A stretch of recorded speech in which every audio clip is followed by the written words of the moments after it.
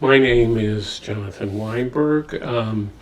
Today I'm going to review the famous Pilot 912, custom 912, Japanese pen.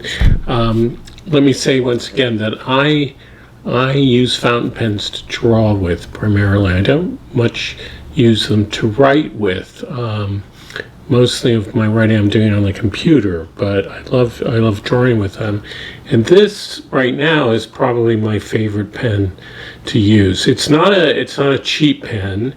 I think you can get it for around $200. It depends on if you decide to go the route of ordering one on eBay through a Japanese dealer, or it's going to be more expensive if you buy it from a authorized American dealer.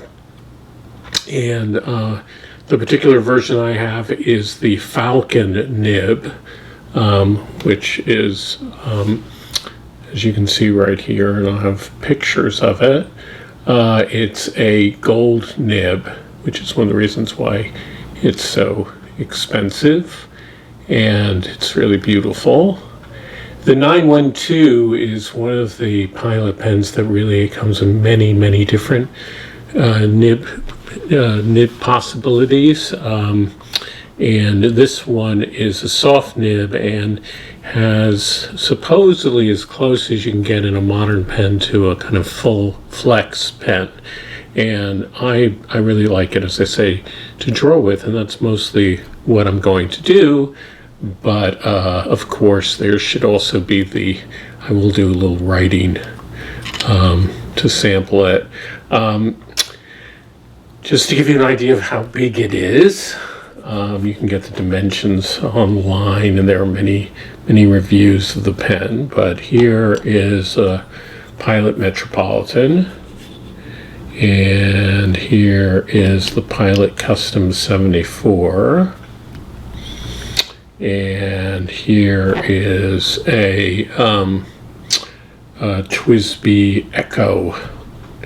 So these are different popular pens that you can check out, and you can see that it's not a huge pen, but it's not a small pen either. And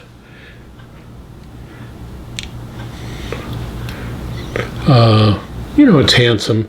It has a slightly different clip from the custom. From the custom 74 has the round clip, which actually I kind of like. So it's not the most exciting looking pen. And it's interesting. I've seen other people review the pen, and everybody, including me, always keeps the sticker on that tells you what it is. But I think Pilot expects you to actually remove that sticker. But anyway, I keep it on there. And let's do a writing test. Once again, I'm going to be using my favorite ink, which is appropriately Pilot. It's a Takisumi or Shisuku. Comes in the beautiful bottle, and I think it's beautiful black ink.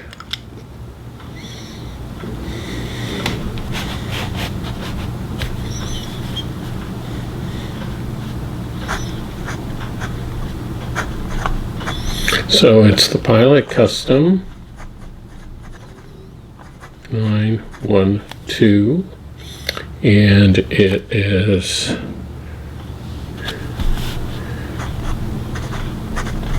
Takisumi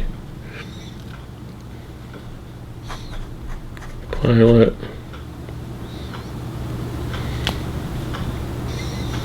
black. Okay, so let's do some lines. So you get fairly fine if you don't press at all. And then if you press, you get very thick. It's a very wet pen. And then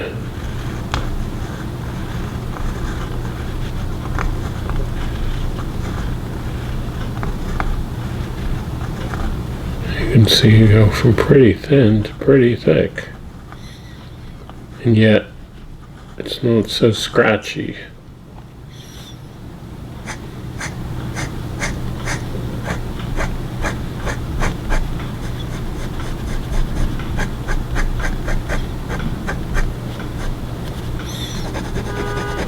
It is very, very wet, extremely wet. Okay, here, just do some writing.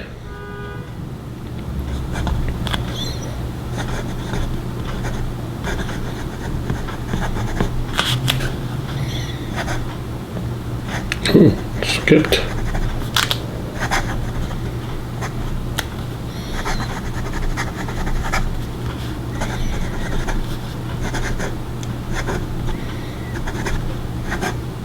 Oh, skipping.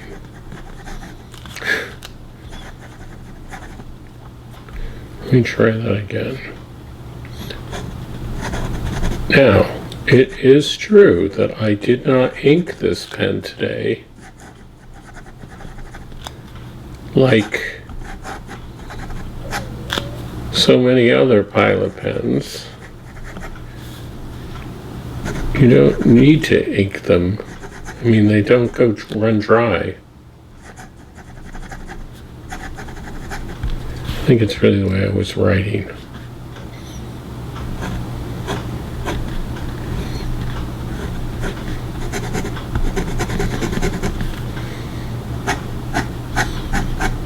I'm skipping a little bit today.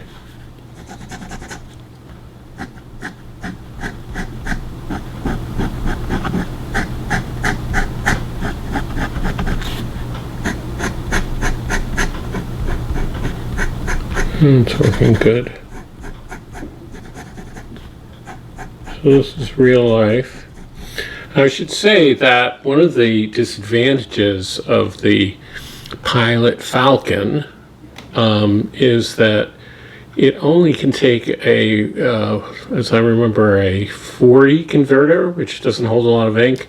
This one, open it up, uses a 70 converter, and it has a kind of push button mechanism, which is actually quite nice. So here it holds quite a considerable amount of ink. You can see that, or you can see that here, I hope. You know, it's at quite a large capacity, and that makes a big difference, I think, also for drawing.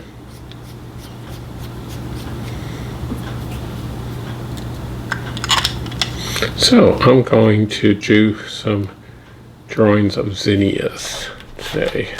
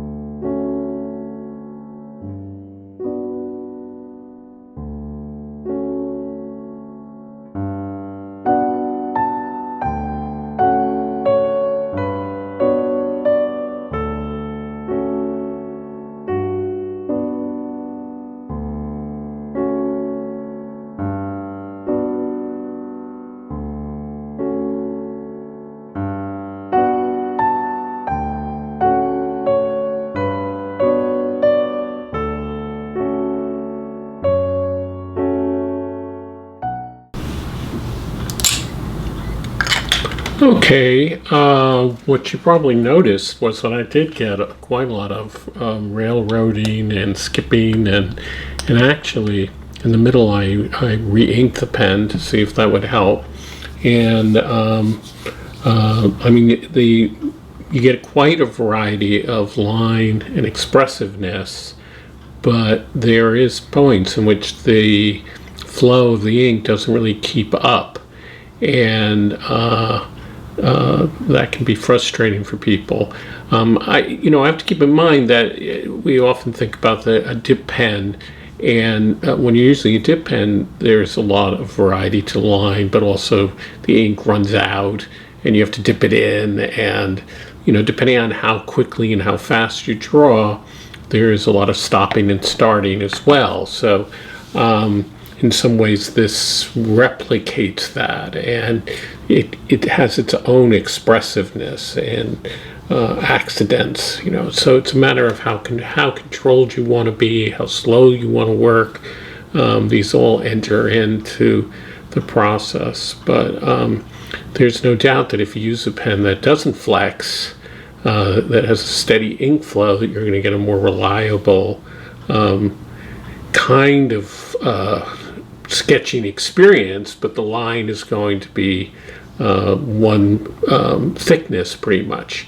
One solution that people don't talk a lot about is, and it's a very obvious one, is to carry a few different width pens and to sort of move back and forth between them. That is a possible solution to this, rather than hoping that a particular one pen is going to do everything for you. Another thing I should point out is the paper makes a big difference. So I was actually drawing on fairly popular paper, Strathmore 400 paper, but it's thicker and more it has a rougher quality to it than the kind of paper that a lot of people use for writing on. Like Rhodia paper is very smooth. So and the Strathmore paper kind of sucks up the ink more, number one. On the other hand, because the pen is so wet, it's kind of difficult not to smudge, and I noticed that there are a few little places where I got sort of ink on the paper where I didn't want to get ink on the paper. I mean, I was working very quickly and didn't come up with necessarily the greatest drawing. So these are all issues that you have with fountain pens and frustrations. One thing, though, I noticed in a lot of the reviews is you really don't get much information out of just writing one sentence and, doing some curlicues. You really have to use the pen to sort of decide if you like it. And that's the problem, because, you can't really test it out just at the store to know if you're going to like it. You really have to use it for a while. And I've had a lot of good luck with the 912. But it isn't perfect. That's what you can see. And I think also the weather makes a big difference. It's very humid today and hot.